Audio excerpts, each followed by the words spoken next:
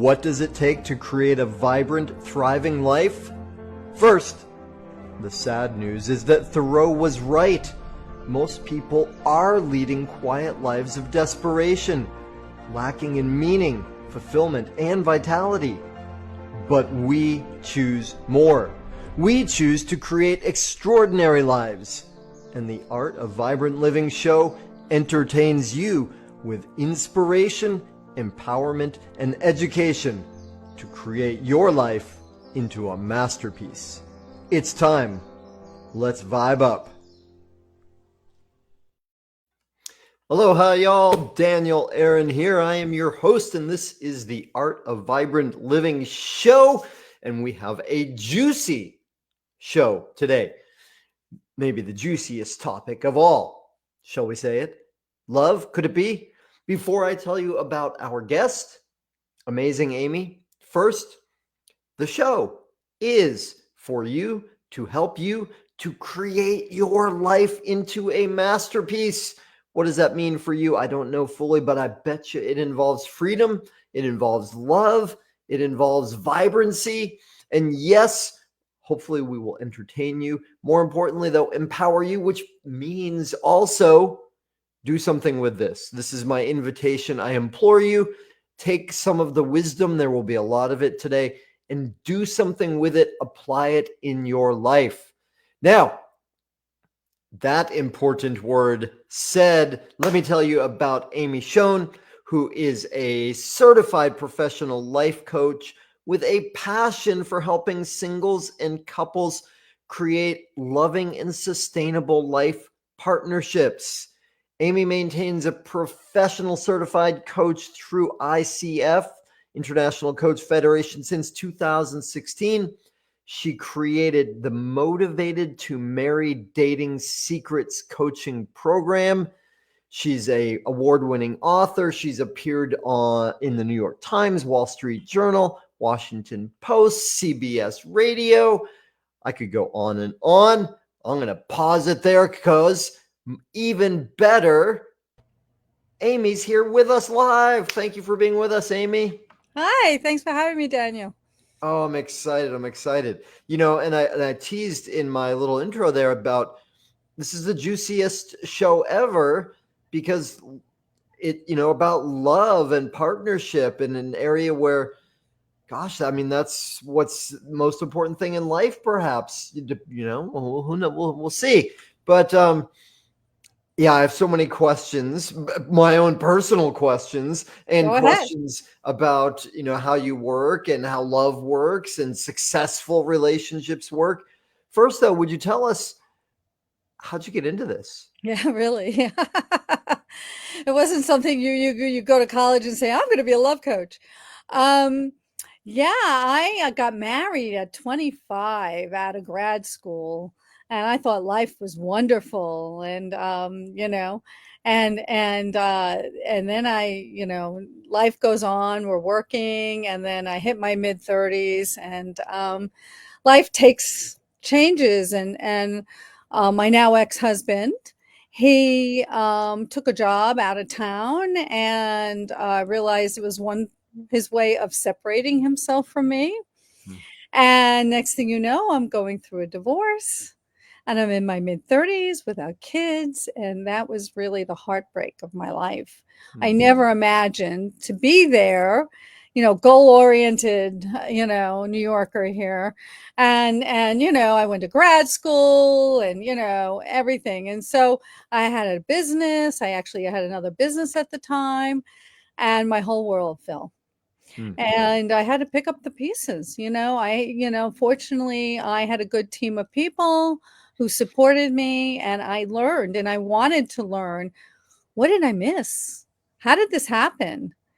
And so I started, learning and going to classes just like my clients do. And I discovered a coach when I turned 40. And I was meeting people. I'm outgoing and extroverted, but I wasn't meeting the right person who would give me the life that I was looking for. And so with the coach, he really helped me dial in what was important for me, what I needed and what my life vision was. And then, I did meet my husband and I got remarried at 42. And then I became the poster child for motivated for motherhood. And I ended up actually having my son at 48. Hmm. So I'm an old chick with a teenager right now.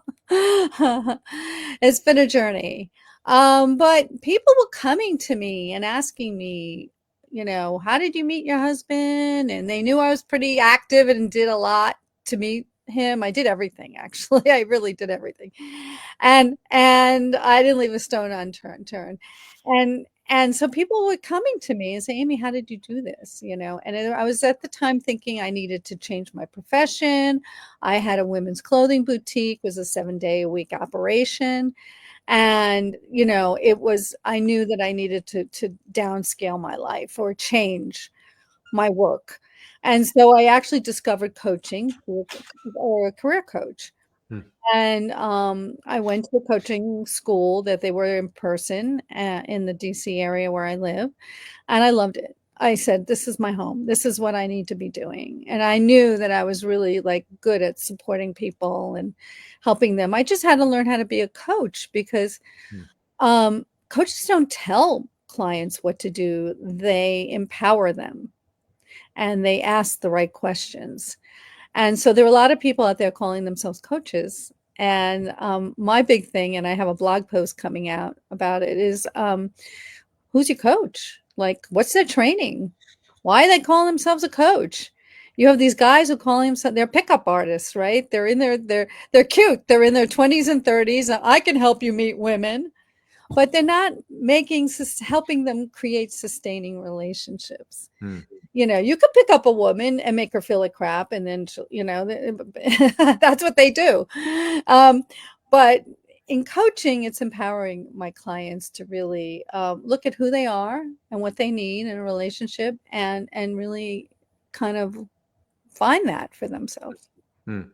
So, So, did I interrupt you? yeah, go ahead. Okay. So you said something that really caught my attention in there, which is when you right after your first marriage ended and you were motivated and you got a coach, and I don't know if you said these words or you just kind of implied it, you started learning things, right? And as you said that, what triggered for me is, I think, tell me if this is accurate, but I think relationship, maybe like parenting, is one of those things that people tend to assume that we should already know how to do, right? Like Exactly. it's And like I had a children. great, exactly. I Yeah. mean, my parents were married for, 40 some odd years until my father passed. Hmm. And they had their challenges, but I always saw that they worked things out. Hmm. I didn't see what was going on behind back, Right. nobody knows what's sometimes going on behind closed doors in a Right. sense. And also because they had a good relationship, I assumed everybody knew how to do relationships. Yeah. And so when my ex-husband, oh my God, I mean, he wasn't a horrible person, but he didn't have the skills and Right. he had no communication skills and he just wanted everything to hide under the rug. We don't talk about it. That's was and a lot of it happens from the family of origin. It's like, yeah, we know it's not good. We just don't talk about it. And Right. then if I'm not happy, I bolt. Well, that's not the way I was raised. The way I was raised was, we work it out. We find a solution. We find what works for both of us. So there's really about finding people who I call a we people, not me people, Hmm. Hmm. and have the capacity to be in a relationship. There are Hmm. relationship skills that have to be learned. And I didn't know any of this stuff. So I got a graduate degree. I really kind of went on a journey and I went to classes. I went to a group coaching and I hired the coach myself because I like my crap worked on. I like individual attention. And so, it was the combination of all of that. and being a seeker of knowledge and reading books and reading all the books that were going on. This is in the 90s. That was my biggest time when I was growing and learning. And we had the love languages came out, and we had some other really book. There was some not so good dating books, but at least what they did teach us is to set our boundaries. Hmm. And it escapes me. There are a couple, and there are men from Mars and women from Venus. And yeah, I mean, my ex-husband was a classic Martian. I mean, I fed into everything. So, and there's another one I love called Crazy Time from Abigail Trafford. She talks about what happens when relationships split up. It's called Hmm. Crazy Time. And I was the poster child for Crazy Time, let me just tell you. I mean, I discovered a whole world that existed once I went through my divorce. It was really a period of growth for me, but I did things that may not have served me. But Well, you got to tell us now. What you're teasing us with I Amy's probably crazy dated guys time. I really shouldn't have dated, probably got intimate too quickly without finding out stuff, just because I wanted to prove myself and that I was, that desirable and worthy. And, my self-esteem was definitely stepped on, Hmm. hurt through my Hmm. divorce. And I had to Hmm. work hard to, I had a therapist, and then my therapist no longer served me when I started dating, because she was a 65-year-old woman who never had to date since she was in college, right? And what did she know? And she was a nice person, but she kept saying, well, just get more information. And I'm like, no, that's not working. So I was in a support group for people going through divorces, Oh, okay. and they brought in speakers. And I heard this guy talk, and I said, I really like what he's saying.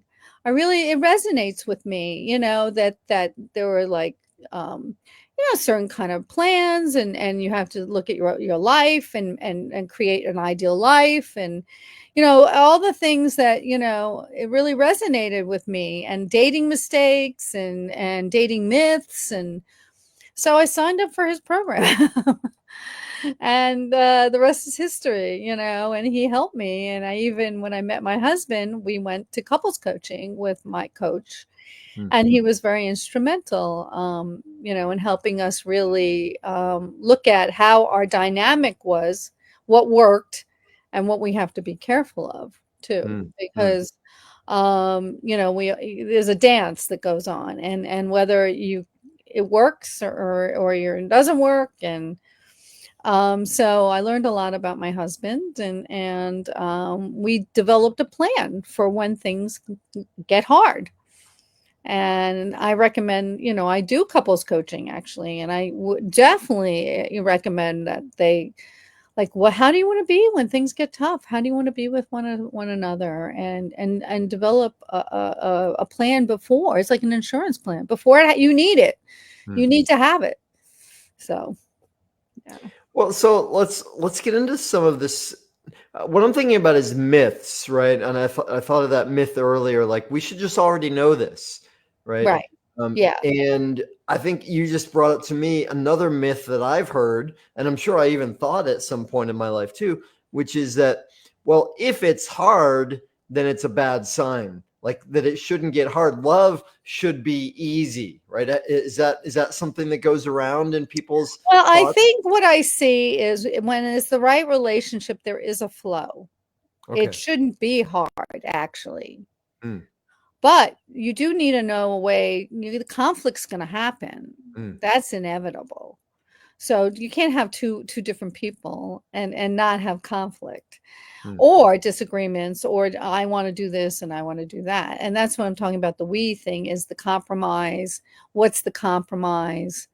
And so, but what I find is that you do need to understand how you work in relationship and what the dynamic is. So let me give you an example. So um, when there's conflict, my initial reaction, okay, as an extrovert and as is to want to, let's talk about it. Let's deal with it now. Don't let right. it fester, right? Don't go bed mad, or all that kind of stuff. And my husband, who's an introvert, his process is he pulls into himself and he needs to reflect and think. And again, what I learned when I was working both I've taken relationship coaching and stuff, is you can't work with someone when they're triggered. Right. So to having a cooling off period and agreeing, saying, hey, let's just talk when you feel like when we're both calmer. Well, Well, my so husband, sorry, yeah. let me interrupt on that for a second, Amy, if I can, or just interject because I want to hear the rest. But so does that mean, I want to make this really practical for the audience. Does that mean if either or both of the people involved realizes they are triggered, they're upset, they're activated, they're, angry, sad, whatever it is, that should be a timeout? Like, let's just pause this now. We'll come back to it Yeah, later. Is before we that? say something we regret, Yeah. Yeah. that you can't take back. Yeah. I mean, I know some things my husband said to me that it depends on how good your memory is, right? But it's ouch, I mean, the ones that are closest to you hurt you the most. Yeah.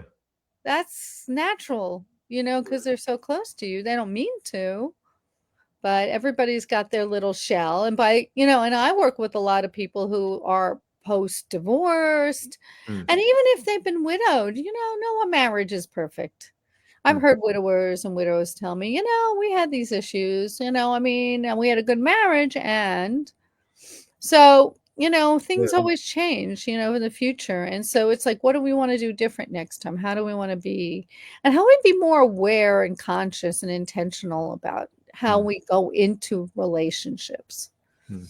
Well, so let's come back because I interjected there for a moment, and you were talking about your So extroverted tendencies. he has to leave. He leaves. And there's a funny story about we were on our honeymoon, and I take forever to get ready, the female shower and the hair and everything. And I said, call the restaurant and find out about, where, our reservation, and just confirm it. And then I come out, and then I said, well, did you find out where this and this? And he just like, because he's like, I can't win, right?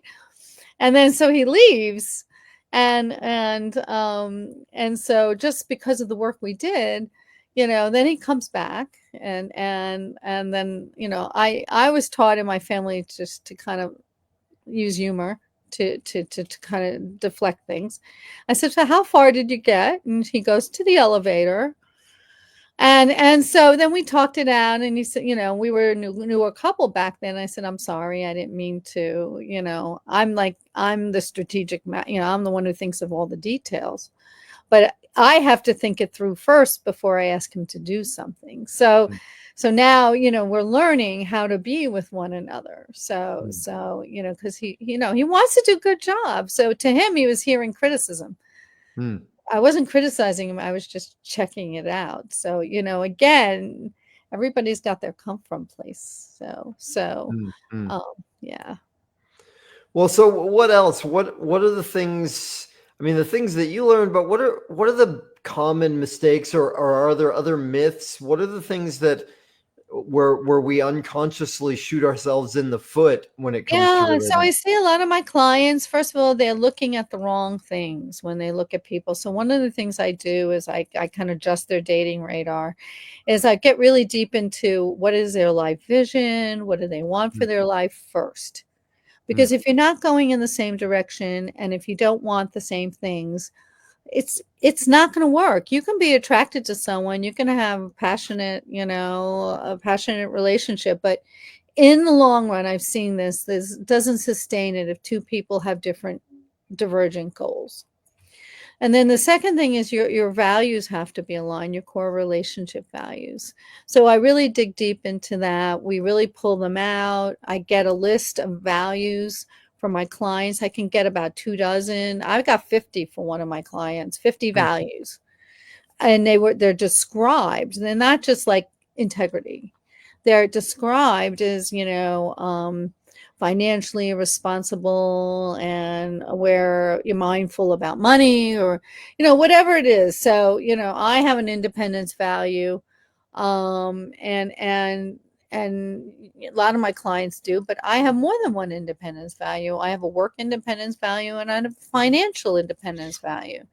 So really kind of defining what these values are, and then we look at which ones need to be in the relationship, and not all need to be in the relationship mm, or mm, shared. mm, So one of my Amy values is being an independent creative entrepreneur. It's like, my core courses, I have a book, I'll get it right this time. I'm constantly like you in creative mode. And so we share that. I love being around other creative, independent entrepreneurs. They tend to be my friends. mm, Um, but I don't need my husband to be that. mm, And so I see that people make mistakes all the time, and they're cutting out good people, on the wrong things. mm. And so to make sure that they're looking at the right things. That's kind of what I do as a coach. And the third thing is, we have our must-haves and would like to haves, and making sure again that you got the right things in the right categories. Sometimes, I had a 5'2" woman said he has to be over 6 feet. And I said to her, if he had everything you wanted and he was 5'8", would you date him? And she kind of giggled at me, like she didn't want to say that she's holding this as a non-negotiable, but that's her choice. But I Mm, just want to make sure people understand what they're choosing, mm, and that they are making those choices. So again, having people, and that's what my coach did for me. I mean, I almost missed my husband, and he's like, wait, take a second look, this mm, guy, because he was quiet and more, he's great one-on-one, but he's not the life of the party, and he's not the, gonna like make you laugh in a group of people, but he's a solid person, and we enjoy our time together.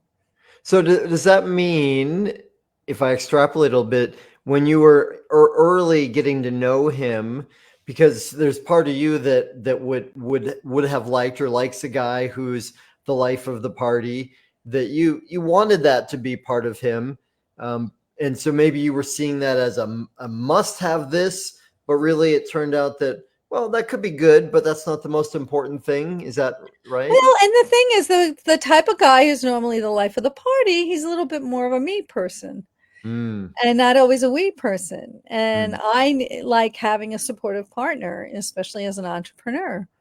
yeah. And he is, and so the thing is, I don't need a partner to have that value, but I need them to support it, appreciate it, and respect me for that. Mm, mm, And I mm, had a lot of guys who were interested in me at the time. I actually had another kind of business. I actually owned a women's clothing boutique. mm, And so these guys would walk into my store, like check me out, like say, hi, how are you? And then run the other way because they're like, I'm not what they need. They want a mm, different kind of woman in their life. And so, I'm I'm not a time person, love languages. I'm a quality. When I'm with you, I'm there with you. I'm present. But I'm not a quantity person. I'm a mm. quality person, let's just say. And Gotcha. you have to know what you want and what's important to you. And so it's really comes down to what's interesting about fit. Is this person a good fit for me?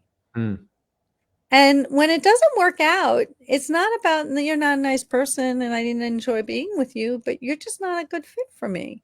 right. And my clients are much more confident, and they're able to say no thank you in a nice, respectful way. And they just are much more at ease with the dating process. Mm. That's what I hear, when they've done the coaching. Yeah. Well, that's great, because I'm single, and so I have some observations around the dating world, and so here's a couple things that will maybe be a segue if you're up for it. I know that a lot of your clients have success with online dating, right? And of course, online dating has changed the dating world significantly. And I see periodically, I see people, I see women who have profiles that say, I hate this, I hate dating, or I hate online dating. And my response when I see that is kind of like, I think I'm just going to pass on that, because if that's the where the energy that, let me put it this way. Is it true that online dating is a big part of your world and you've seen success there? And if so, Yeah. how does it work? How do people mess it up and how do people succeed? Yeah. So again, people who have a sense of adventure and they're just going to go out and see who's out there and they take it. So online dating is a tool. Mm-hmm. It's a way to reach people you normally never meet, Mm-hmm. even if they could be in your backyard, Hmm. because you just don't go in the same places, you don't cross the same paths, or you do cross paths with that person and you just haven't connected. Hmm. So, and the other thing is you can go. So, the most successful is definitely online dating, where 80% of my successfully coupled clients have met online, and I've helped hundreds of people meet their mates. And not everybody's motivated to marry. Some people are looking for what I call seriously searching for a long term committed relationship, and it's a choice. So, in coaching, it's about what you're choosing. So, there's no judgment here. I'm not one person that everybody has to get married.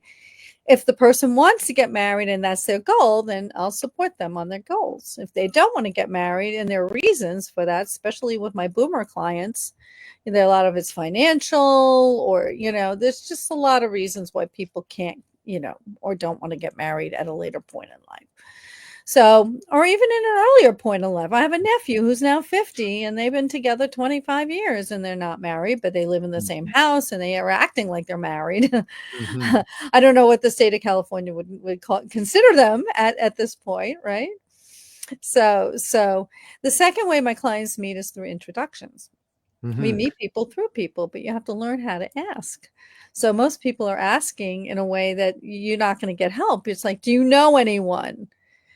Well, that's like a deer in the headlights. It's like they can't think of anyone. But, and through my training, I teach you to say the things that you need, the 5 to 7 things that you want to meet the kind of person you want to meet.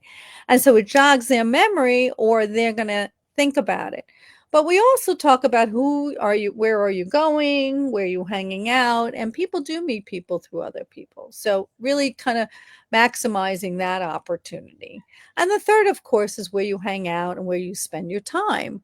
But a lot of us are very busy. My clients are busy. I have single parents. They're taking care of their parents. It's a lot of times, getting out is not always as easy as they would like. Hmm. And some people, are afraid of getting sick. I mean, if they have certain places, I have an elderly parent, so I choose very carefully where I go and when I go and stuff like that. Hmm.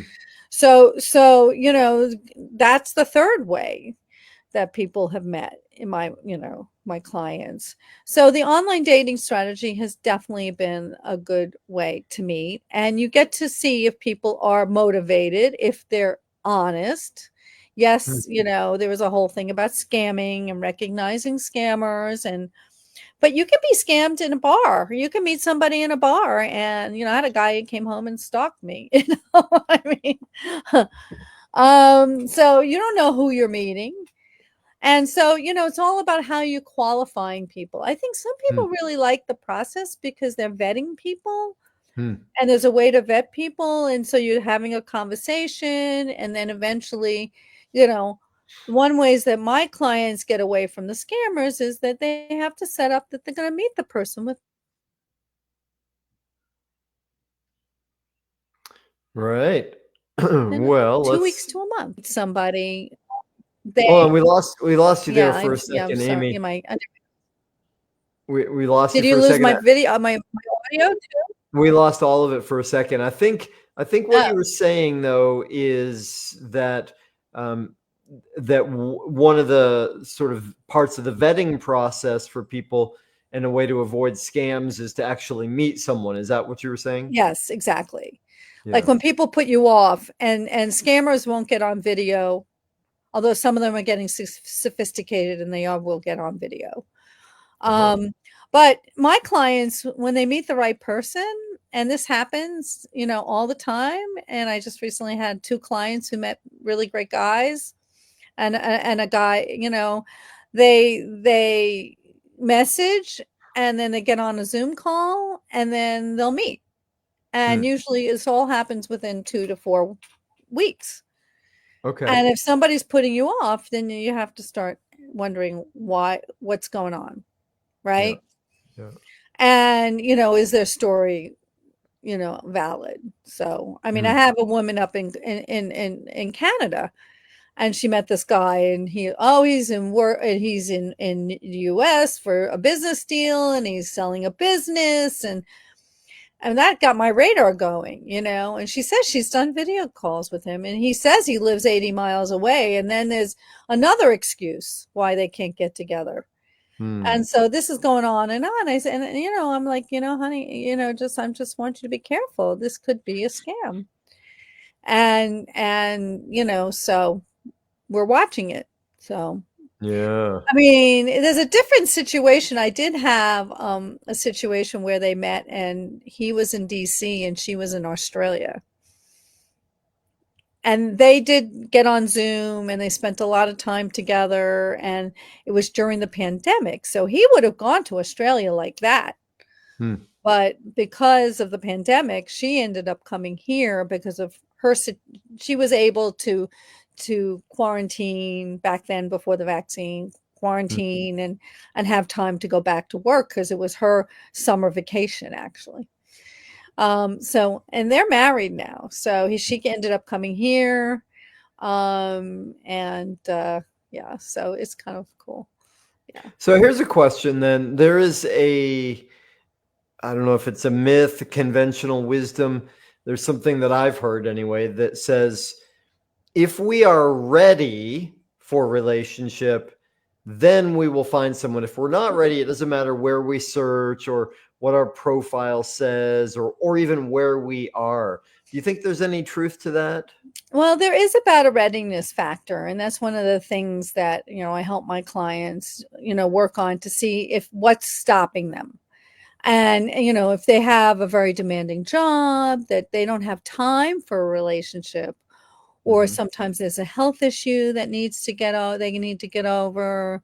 I've had clients, get new knees and hips and backs and, you know, so things do happen. I call them roadblocks, external Right. roadblocks. Right. There's the internal roadblocks, is the mental thing, what you're telling yourself. And so we look at what internal roadblocks. It's the I'm not this, I'm not that, I'm Mm-hmm. not worthy, I'm not thin, I'm not young, I'm not, tall. I got guys telling me because they're 5'7", they have trouble with women. Well, the right woman's not going to care. So, um, and so, yeah, so I'm not, we look at the internal stuff, what's holding them back, and then as well as the external things. And so, sometimes my clients, I'm a life coach by training. We got to look at your whole life in a holistic system and say, is this working? Do you have space for a Mm-hmm. person to come into your life? Because Yep. person wants your time. And so if you say, I only have 2 hours on a Sunday afternoon, most guys will like it. See you later.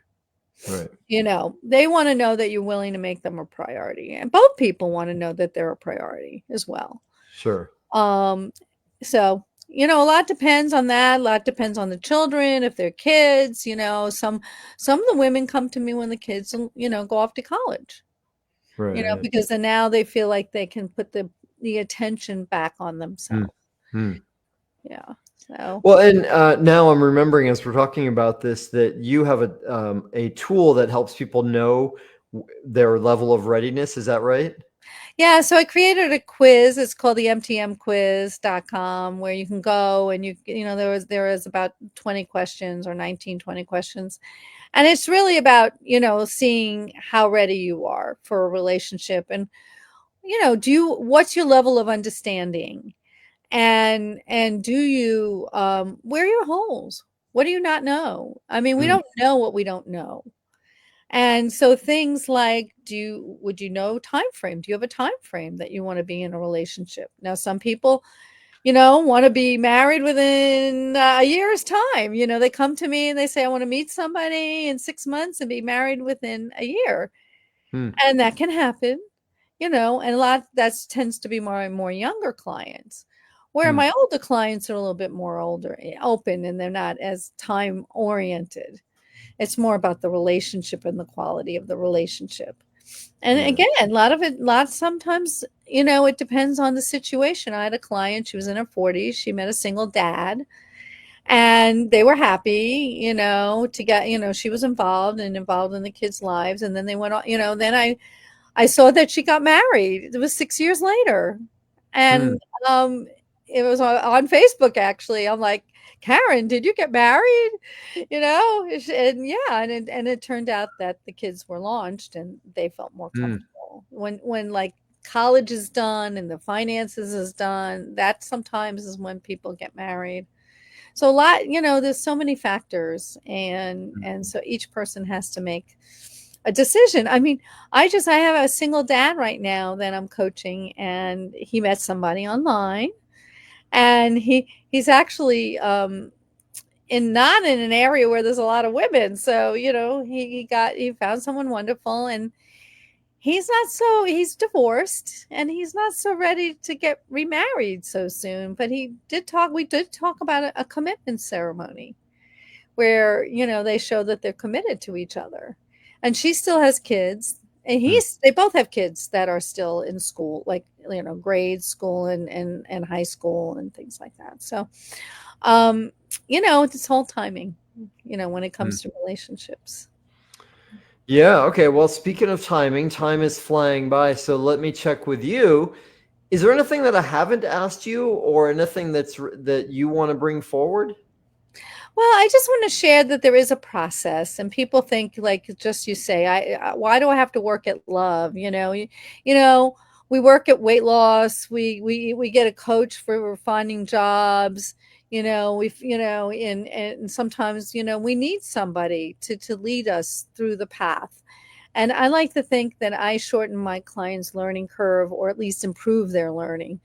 And so really having a three-step process. The first step is to really clarify what you want and what's important to you, and that's your life goals and values and must-haves and would like to haves.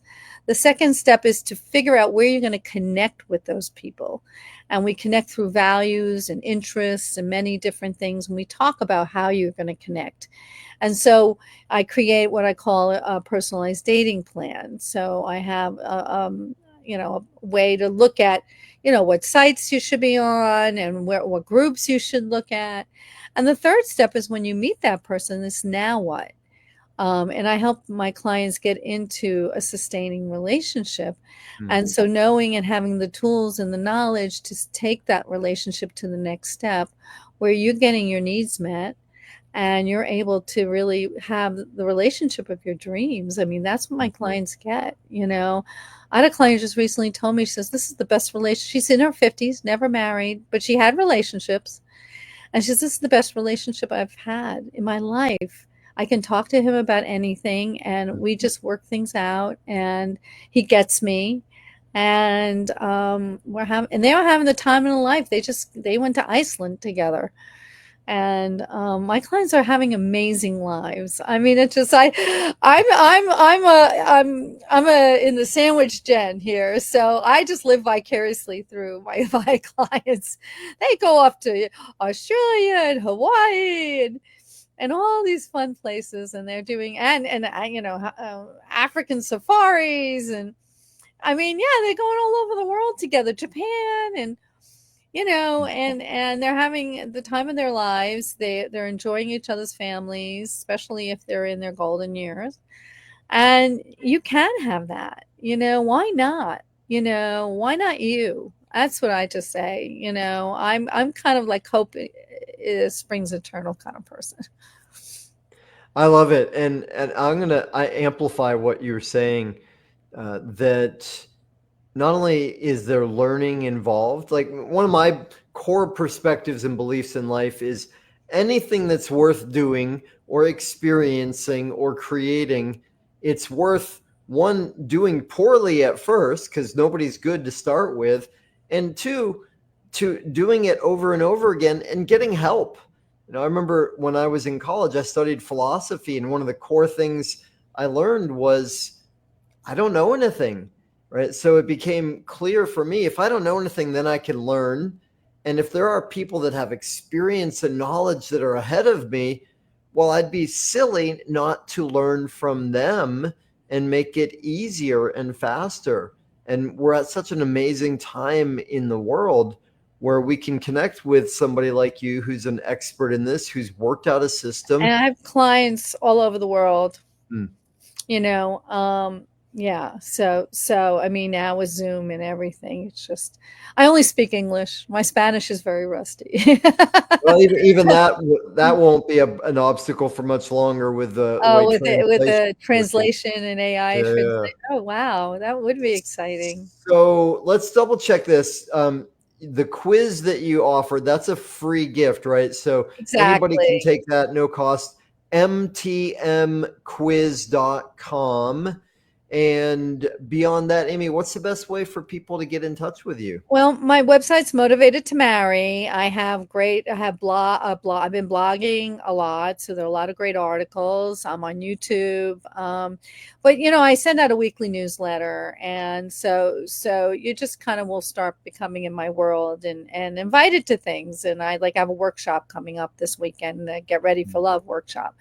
And so, you know, you'll get to know what's going on. If you want to come and learn more, then I welcome you to do that. Some people like to hang out, and you know, one of my clients said, I got your newsletters for 2 years and finally, you know, bit the bullet and kind of came Mm, to one of your events. That's mm, okay too. And then you have those, you know, the little rabbits who are like, yeah, you know, like, oh, sign me up. I want to talk. You know, yeah. I want to get to here sooner than later. And I do really well with those clients too. So I'm a very open person. I like to meet people. I'm open to have a conversation. Not everyone's ready to do this work. Not everyone is ready, you know, from many aspects. And so we talk about if this is a good time or a good fit and how Yeah. I can support you best. Well, that's beautiful. Perfect. I love it. I'm going to take the quiz and find out myself. So, and I encourage y'all in the audience to, if you got a feeling like you know it's possible for you to have more love, better love, whether you're already in relationship or wanting one, why not take a step? Motivated2marry.com is Amy's website. And Amy, I think that brings us to our last question, our big question. So big that you can't get it right, but you also can't get it wrong. You've got all this experience and knowledge. You built a beautiful system. You've helped so many people. Now I am asking you to take all of your knowledge and experience and bring it into one thing, distill it. So if you had just one thing you could say to our audience to help them live their most vibrant, thriving life, what's that one thing? Be yourself. You know, attract people who appreciate you and don't change because you can't keep it up. But just, you know, like tap into who you really are and just love yourself for who you are. That's beautiful. I love that. Um, and it's one of those ones for me personally that I tried so hard to be who I thought they wanted me to be early in my life. And then of course the best case scenario with that is I get somebody into a relationship, but they're not in a relationship with me because now I'm somebody else. So I love what you said. Be yourself. That's awesome. All right. Yeah. Amy, thank you so much for being with us. I really Thank you. appreciate all your wisdom and your care. It's obvious how much you care about what you do and your passion for it. So thank you. And to our audience, thank you for being here because you make this show happen. I love that you're not just interested in vibrant living, you're doing something about it. Oh, yeah. And on that note, do something about it, right? Take some of what Amy brought to you today and apply it in your life. Do like me and go take that quiz, join for Amy's newsletter, go to a workshop, something, apply it in your life. Y'all, thank you so much for being with us. Mahalo for tuning in to the Art of Vibrant Living show, y'all. I'm Daniel Aaron, and may you live with great vibrancy.